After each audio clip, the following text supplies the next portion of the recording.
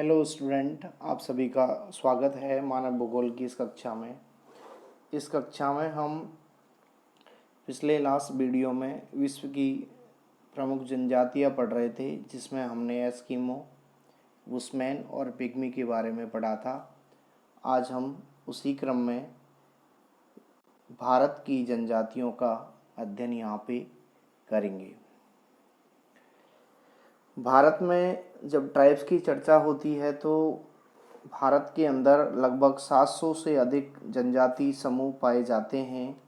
अधिकांश जो जनजाति समूह हैं अपनी विशिष्टता के लिए पहचाने जाते हैं। मानव समाज में सांस्कृतिक परंपराओं की दृष्टि से इन जनजातियों का महत्वपूर्ण स्थान है, क्योंकि ये विभिन्न प्रकार के भौगोलिक वातावरण में रहते हुए भी अपने अपनी विभिन्न सामाजिक व्यवस्थाओं और संस्कृति को बनाए हुए हैं। आज भी ये अलग अलग एरिया में रहते हुए अपनी प्राचीन समय से चली आ रही जो सामाजिक व्यवस्थाएं और संस्कृति है उसको इन लोगों ने बना रखा है।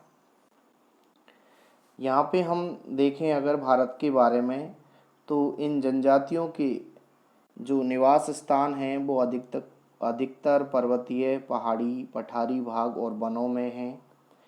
इनको कई लोग वन्य जातियों के नाम से भी पुकारते हैं, परंतु वनों के अलावा अन्य क्षेत्रों में यह अपना निवास स्थान बनाते हैं। इन लोगों की अर्थव्यवस्था अभी भी प्राचीन ढंग की है। ये लोग 20वीं शताब्दी के वर्तमान विज्ञान और यंत्र ज्ञान के संपर्क से आज भी अनभिज्ञ हैं, और लगभग इंडिया के अंदर हम देखें तो इनकी जो टोटल पॉपुलेशन है वो लगभग 8.5 करोड़ है। भारत में हम जनजातियों को देखें तो लगा जम्मू कश्मीर से लेके तमिलनाडु और इधर अरुणाचल से लगा के गुजरात का जो पश्चिमी हिस्सा है वहाँ तक हर कोने के अंदर जनजाति पाई जाती है।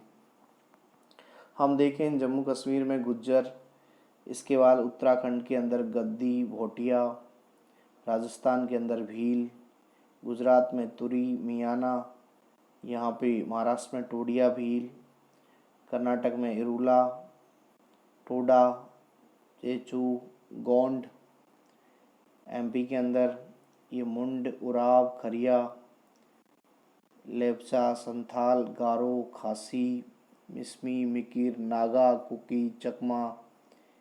इसके अलावा निकोबार और अंडमान के अंदर, लक्षद्वीप के अंदर, हर एरिया के अंदर भारत में जनजाति पाई जाती हैं।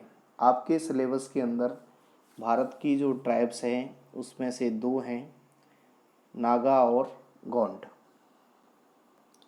आज हम नागा जनजाति का अध्ययन करते हैं, जो नागालैंड के अंदर विशेष रूप से पाई जाती है। सबसे पहले हम इसके निवास क्षेत्र की बात करते हैं तो ये उत्तरी पूर्वी भारत की प्रमुख जनजाति है, जिसका मुख्य निवास क्षेत्र नागालैंड है, परंतु नागालैंड के बाहर भी यह जनजाति निवास करती है। नागालैंड का बहुत बड़ा भाग हम देखें भारत के मैप पे तो ये पहाड़ियों से घिरा हुआ है, तो इन पहाड़ियों के बीच ये जनजाति निवास करती है।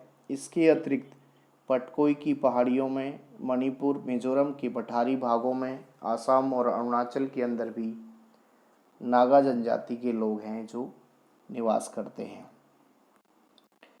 मणिपुर, मिजोरम, त्रिपुरा का जो पर्वतीय क्षेत्र है वहाँ से लेके और अराकान की जो पहाड़ियाँ हैं बर्मा के अंदर, वहाँ तक विस्तृत नाग पहाड़ियों के दक्षिण के अंदर ये जनजातियाँ निवास करती हैं। इसमें डफला, मिरी, लपायती, डिहोंग, गंगोंग, पासी, पद्मा और पंगी नागा ये जनजाति के कुछ उपवर्ग हैं जो इस जनजाति के उपवर्ग हैं। नागा लोगों की अर्थव्यवस्था की हम बात करें तो इनका मुख्य व्यवसाय कृषि, पशुपालन और आखेट है। जहाँ पे इस प्रकार की सुविधाएं हों वहाँ पे ये लोग कुटीर उद्योग स्थापित कर लेते हैं और मेनली तो ये लोग आखेट में प्रवीण होते हैं। ये जंगली जानवरों का शिकार करके उनका मांस और खाल का व्यापार करते हैं। पहाड़ी और मैदानी भागों में ये लोग शिकार करते हैं। तीर कमान, भाला और दाव का प्रयोग ये लोग करते हैं। इनका जो सर्वप्रिय हथियार है वो दाव है। दाव एक फरसे के समान होता है जिससे ये लोग शिकार करते हैं। कृषि कार्य हम देखें इनके तो पहाड़ी इलाकों पर ये सीढ़ीनुमा खेतों में कृषि करते हैं, जो झूमिंग कृषि होती है, जिसे स्थानांतरित कृषि भी कहते हैं, जो आदिम प्रकार की कृषि व्यवस्था है।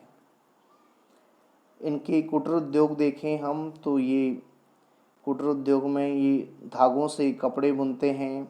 इसके अलावा और छोटे छोटे व्यवसाय जिसमें मोटा कपड़ा बनाना और मिट्टी के बर्तन, चटाइयाँ, टोकरियाँ, ये आदि प्रकार के जो लघु और कुटीर उद्योग हैं वो इनका मुख्य व्यवसाय है। नदी तालाबों से ये लोग मछलियाँ भी पकड़ते हैं। फिर हम चर्चा करें अगर इनके अधिवासों की, तो अधिवासों में हम देखें तो ये लोग पहाड़ों में निवास करते हैं और इनके जो मकान हैं वो पहाड़ों के जो कटक हैं उनके ऊपर बने होते हैं और पहाड़ की जो ढलान है वहाँ ये जनजाति कृषि कार्य करती है। गांव बसाने के लिए नागा लोग विशेषतः दो बातों का ध्यान रखते हैं कि सबसे पहले कि जहाँ ये लोग रहना चाह रहे हैं वहाँ पास में कोई जल का स्थायी स्रोत हो। दूसरा, गांव के आसपास कृषि योग्य उपजाऊ भूमि हो। औसतन हम देखें तो नागाओं के गांव में 200 से 300 घर होते हैं। इनके मकान प्राय दो दो छतों के बने होते हैं। मकान के अंदर 2 दरवाजे होते हैं, सामने का बड़ा और पीछे का छोटा। धनी नागा अपने घरों में सींग और कुर्की लगाते हैं। दरवाज़ों पर नागा बालों वाली खाल लटकाते हैं। जिस स्थान पर नागा लोग नृत्य करते हैं वहाँ एक वृत्ताकार ईंटों का घर बना होता है।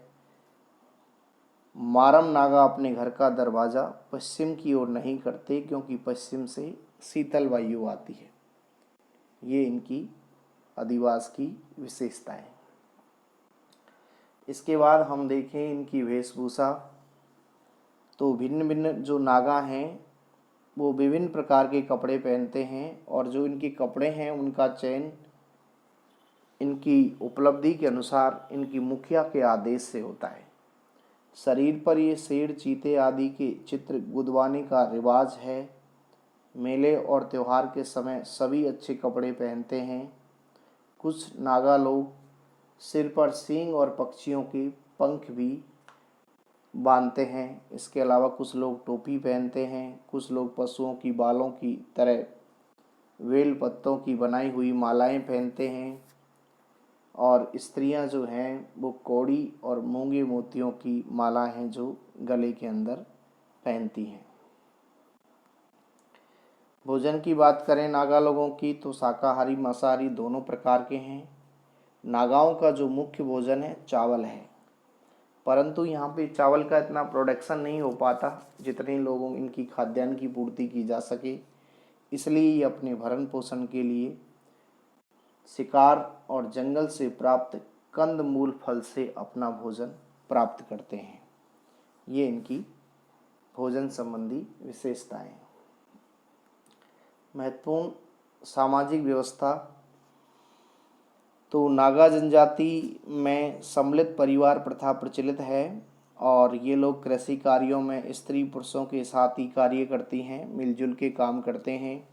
लेकिन आखेट का जो काम है यानी शिकार करने का काम केवल और केवल पुरुषों का है।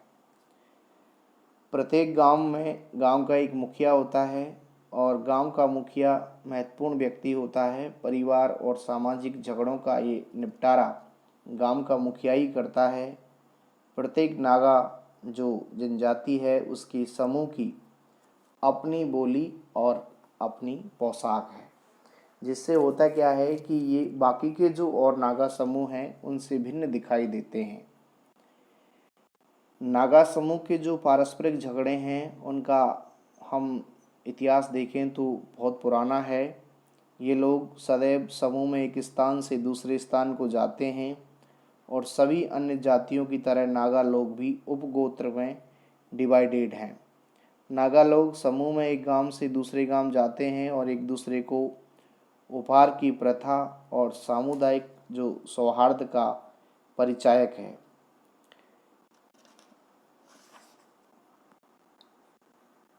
आजकल वर्तमान समय में हम देखें तो यहाँ पे नागालैंड के अंदर ईसाई धर्म के जो मिशनरी हैं उनकी प्रचार प्रसार के कारण नागा जो जनजाति है उसकी सामाजिक व्यवस्था में काफ़ी परिवर्तन आया है।